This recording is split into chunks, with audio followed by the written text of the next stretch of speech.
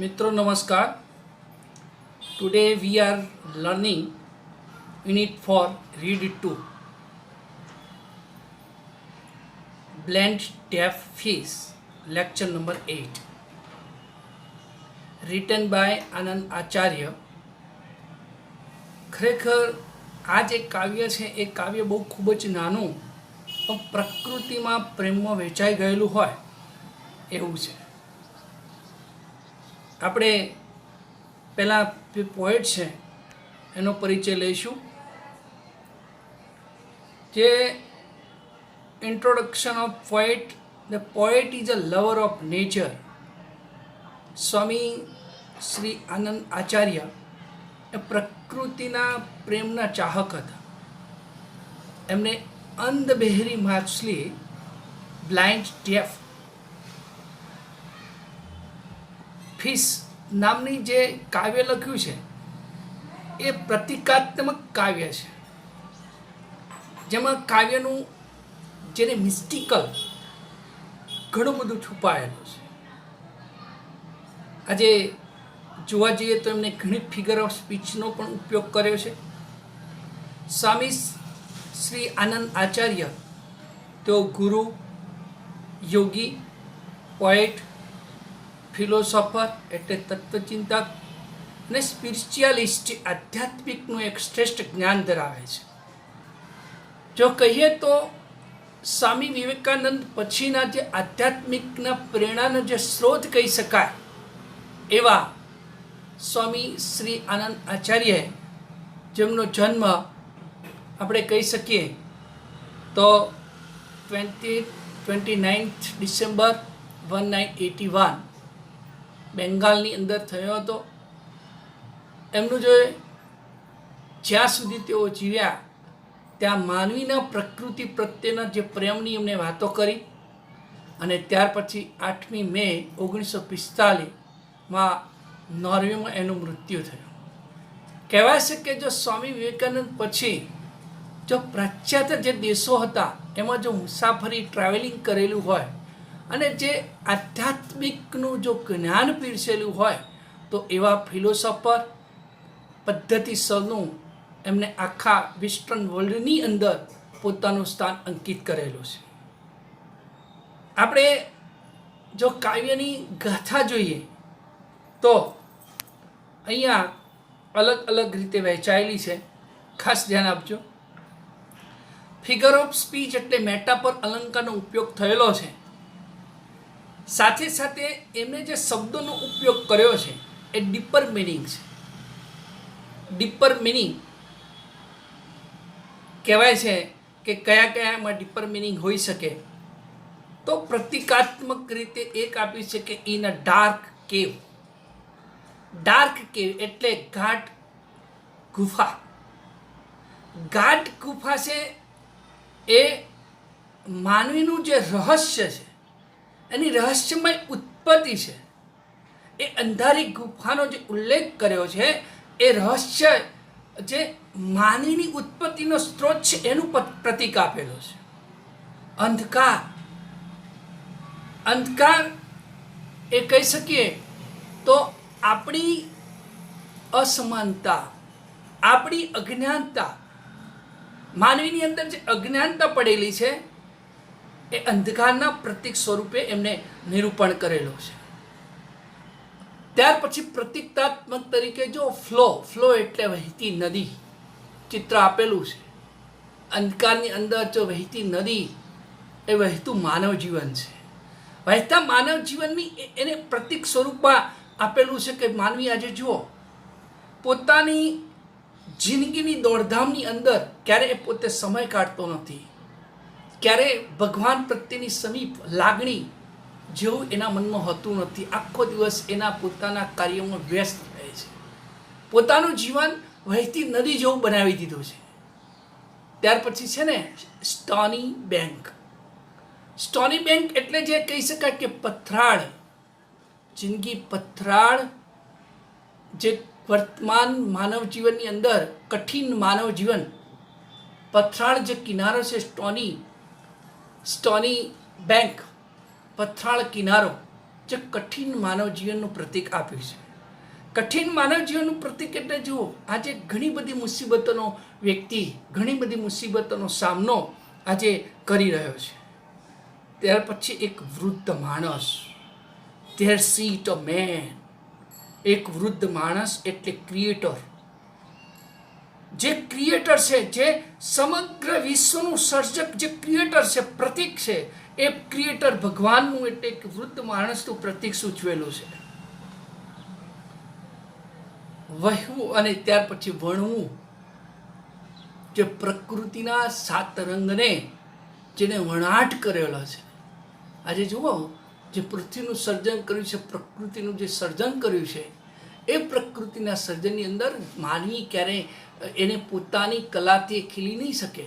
જ્યારે ભગવાન જ છે, અલગ અલગ રંગબેરંગી સૃષ્ટિ બનાવી છે, તો એને પોતાની પ્રકૃતિનું એક સર્જન એટલે વણવું, એ પ્રકૃતિનું એક મેઘધનુષ્ય બનાવવું, એક પ્રતીક રૂપે એને વર્ણન કર્યું છે. અને એની સાથે કુદરતી વાતાવરણ, પ્રકૃતિના અવાજમાં ગાવું, એ પણ એક સનાતન સત્ય કહી શકાય એનું પ્રતીક આપેલું છે.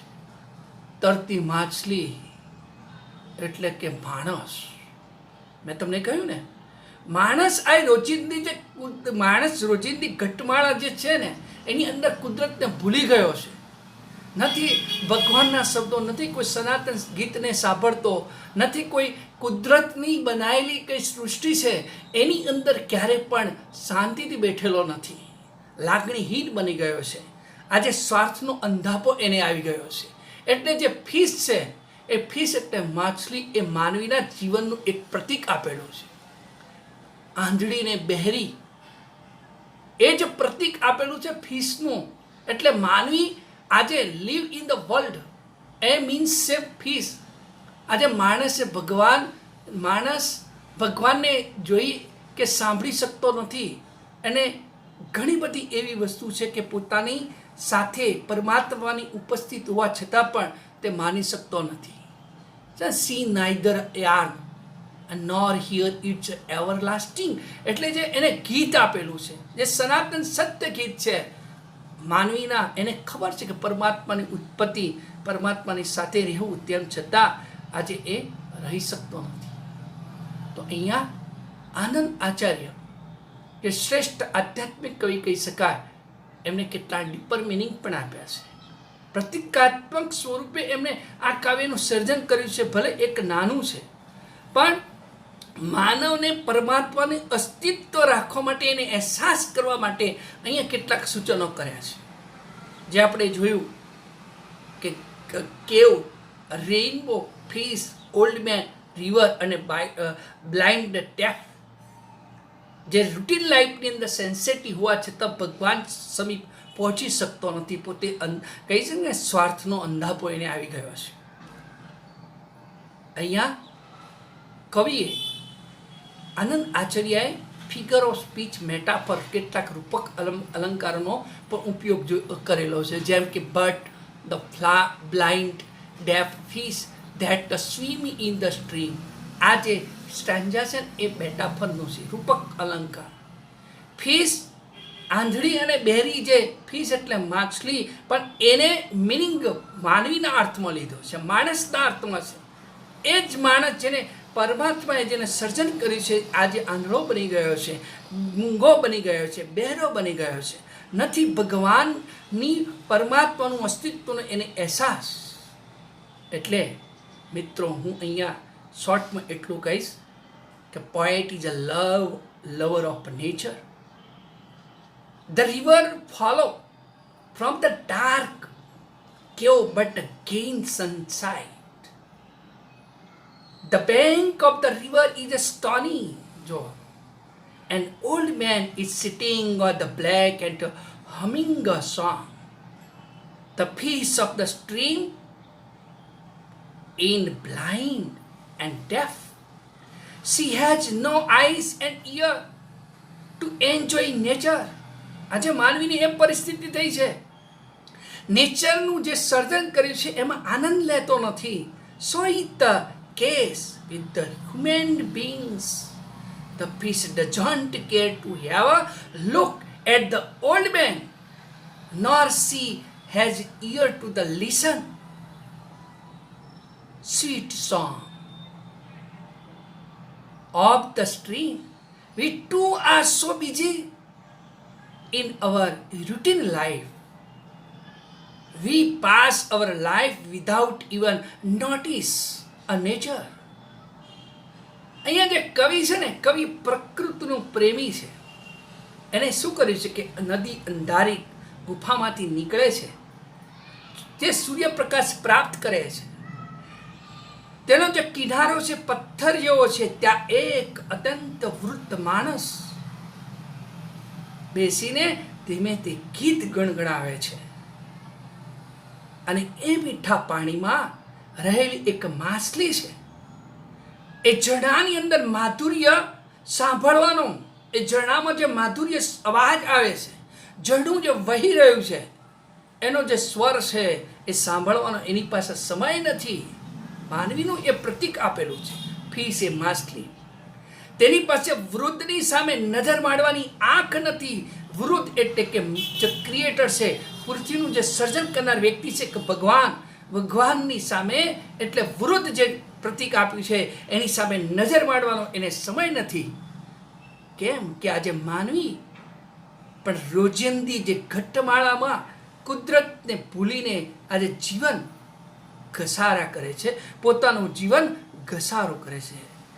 તો મિત્રો, આપણે એમ નહીં, અંધારી ગુફામાં અંધારી નદી વહે છે. જો અંધારી ગુફામાં, જેને કહી શકાય કે એક ગુડ ખીણ, રહસ્યમય જે ખીણ છે એની અંદર એક ગુપ્ત નદી વહે છે. પણ આપણી રીતે એમ કહી શકાય કે અંધારી ગુફામાં અંધારી નદી વહે છે. And on it sits stony bank. Stony એટલે કહી શકાય પથરાળ, ખડક, રોક, પથ્થરવાળો કિનારો. બેંક એટલે કિનારો, જેને બીજો શબ્દ કહી શકાય શોર, એટલે જે નદીનો કિનારો છે. અને તે નદીના કિનારે, મીન્સ કે કેવો, જે પથરાળ કિનારો છે, તેના પથરાળ કિનારા ઉપર બેઠો છે. there એટલે ત્યાં sits a man. તેના પથરાળા કિનારા પર એક બેઠો છે એક માણસ. પણ કેવો, ઓલ્ડ હેઝ સન. કેવો, તો એક વૃદ્ધ માણસ બેઠો છે, પણ કેવો, વૃદ્ધ સૂર્ય જેટલો. જે એટલો બધો વૃદ્ધ છે કે સૂર્ય જેટલો, અથવા તો સૂર્યથી પણ પ્રાચીન, ઓલ્ડર, સૂર્યથી પણ પ્રાચીન. મિત્રો જો, આપણે ખબર હશે તો જે સૂર્યની ઉત્પત્તિ થઈ ને 4.5 બિલિયન યર્સ પહેલાંની થયેલી છે. એટલું નોંધેલું છે વૈજ્ઞાનિકોએ કે 4.5 બિલિયન યર્સ પહેલાં એની ઉત્પત્તિ થઈ છે. એનો પણ ક્રિએટર એટલે પ્રાચીન, જેને કહી શકાય તો એક કહી શકાય તેવો. તો ઇન અ ડાર્ક કેવ ફોલો અ ડાર્ક રિવર. એક અંધારી ગુફામાં અંધારી નદી વહે છે. તેના પથરાળા કિનારા ઉપર એક બેઠો છે એક માણસ, વૃદ્ધ, જે સૂર્ય જેટલો વૃદ્ધ છે, અથવા તો સૂર્ય જેટલો પ્રાચીન, સૂર્યથી પણ પ્રાચીન છે, જૂનો છે. એ કોણ? ભગવાન. આગળ જોઈએ, weaving a yarn of rainbow. Weaving એટલે વણાટ કરો, યાન એટલે એની સૂતર. પણ રેઇનબો એટલે તમે જોતા હશો ચોમાસાની અંદર 7 કલર અલગ અલગ આવે છે. જો ભગવાનની પ્રકૃતિનું આ એક સૌંદર્ય તો વણાટ કરી રહ્યો છે, જે કહી શકાય કે એક આંટી મેઘધનુષને તે ગૂંથી રહ્યો છે. એક આંટી, યાન એટલે આંટી, ગૂંથી રહ્યો છે એક આંટી મેઘધનુષ્યની. 7 રંગો જે બનાવી રહ્યો છે, અલગ અલગ જે ક્રિએટર છે, તો ગૂંથી રહ્યો છે, વણી રહ્યો છે. વેવિંગ એટલે ગૂંથવું, વણવું, જેને કહી શકાય નીટ. તો ગૂંથી રહ્યો છે, વણી રહ્યો છે એક આંટી મેઘધનુષ્યની. એન્ડ હમિંગ અ સોંગ, અને ગણગણી રહ્યો છે એક ગીત. શું ગૂંથી રહ્યો છે એક આંટી મેઘધનુષની, અને ગણગણી રહ્યો છે એક ગીત. પરંતુ ધ બ્લાઇન્ડ ડેફ ફિશ, પરંતુ અંધ બહેરી માછલી, that swim એટલે તરવું, in a stream એટલે ઝરણું, પરંતુ અંધ બહેરી માછલી જે તરી રહી છે ઝરણામાં. જે deaf blind fish means man in live world, જે દુનિયાની અંદર રહેલો માનવી, ઇન ત્રણનું પ્રતીક બતાવ્યું છે. But the blind deaf fish that swim in the stream, એટલે કે અંધ બહેરી માછલી જે તરી રહી છે ઝરણામાં. See neither young nor a man, સમજવા જેવું છે. જુએ છે, સી એટલે જુએ છે, ન તો આંટી એટલે જે રેઇનબો બનાવી રહ્યો છે ક્રિએટર, રેઇનબો મેઘધનુષ શાસ્ત્રજ્ઞ અલગ અલગ કુદરતી.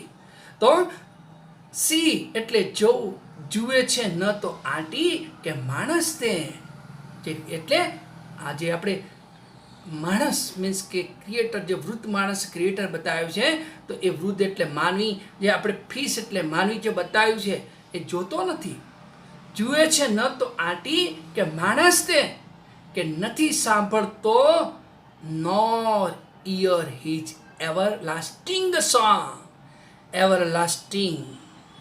એવરલાસ્ટિંગ એટલે સનાતન શાશ્વત જેને કહી શકાય. તો નથી સાંભળતો જેને કહી શકાય સનાતન ગીતને.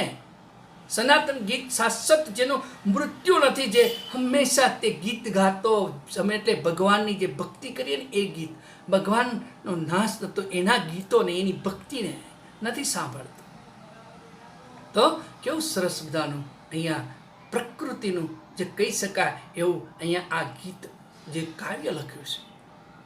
તો આખું એનો સ્ટાન્જા ફરીથી જોઈએ, એના ચિત્રો પણ જોજો, તમને દેખાતું છે કે વેવિંગ યાન ઓફ રેઇનબો, ગૂંથી રહ્યો છે એક આંટી મેઘધનુષની, એન્ડ હમિંગ અ સોંગ, ગણગણી રહ્યો છે એક ગીત.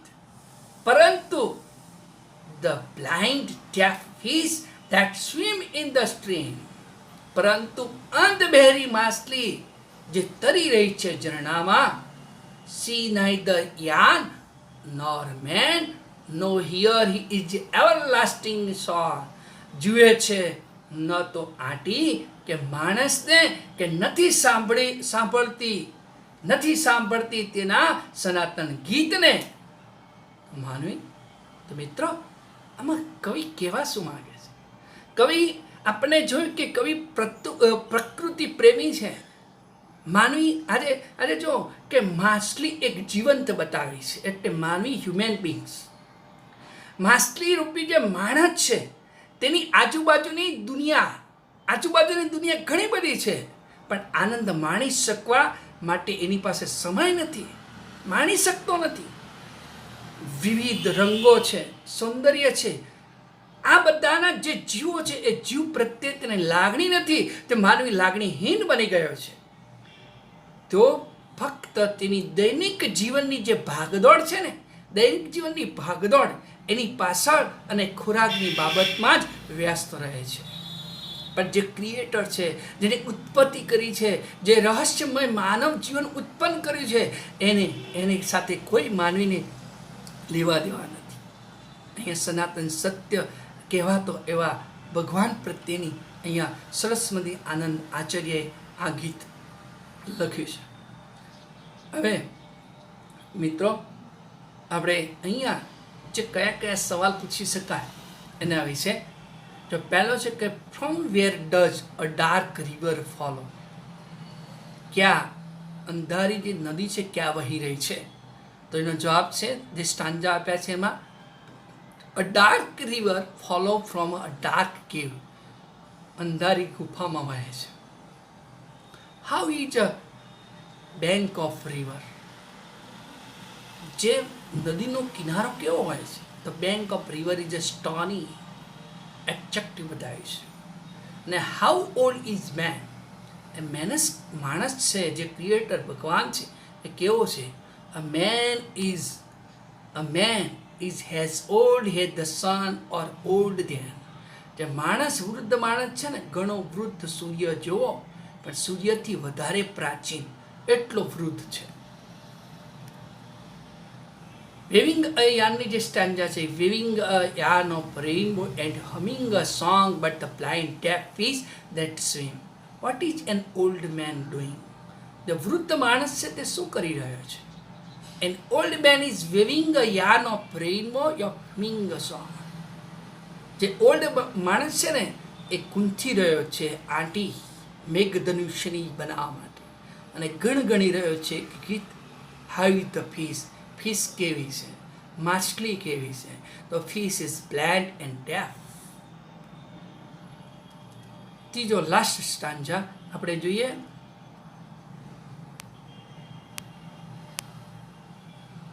કે fish that swim in the stream C neither yarn nor man nor her his everlasting song. So where does the fish swim? The fish swim in the stream. નદી ક્યાં તરે છે? તો નદી એક ઝરણામાં તરે છે. Which thing does the fish miss to see? કઈ કઈ વસ્તુઓ માછલી છે જોવાનું મિસ કરે છે? માનવી રૂપે મેં કહ્યું ને, માછલી રૂપી માણસનું અહીં પ્રતીક આપ્યું છે. તો કઈ કઈ વસ્તુઓ? તો the fish miss to see a yarn. એ યાર્ન છે તે, જેને કે આંટી, સૂતરની આંટી. એન ઓલ્ડ મેન, એ ઘરડો માણસ છે તે, વૃદ્ધ એટલે ભગવાનને. And does not hear is a everlasting. અને અંતે જે પોતાનું સનાતન ગીત છે એને સાંભળવા માંગતો નથી. What does the fish symbolize here? મેં આગળ તમને કહ્યું કે અહીંયા જે માછલી છે એનું પ્રતિકાત્મક વસ્તુ કઈ છે? પ્રતીક કયું આપ્યું છે? જે માછલી છે એનું પ્રતીક, સનાતન અસ્તિત્વનું પ્રતીક કયું છે? તો the fish symbolize in incentive human Bing.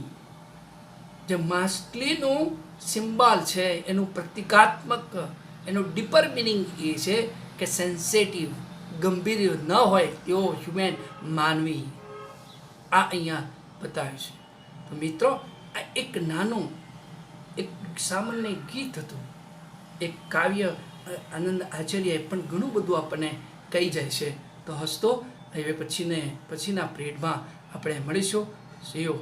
Thank you all of you.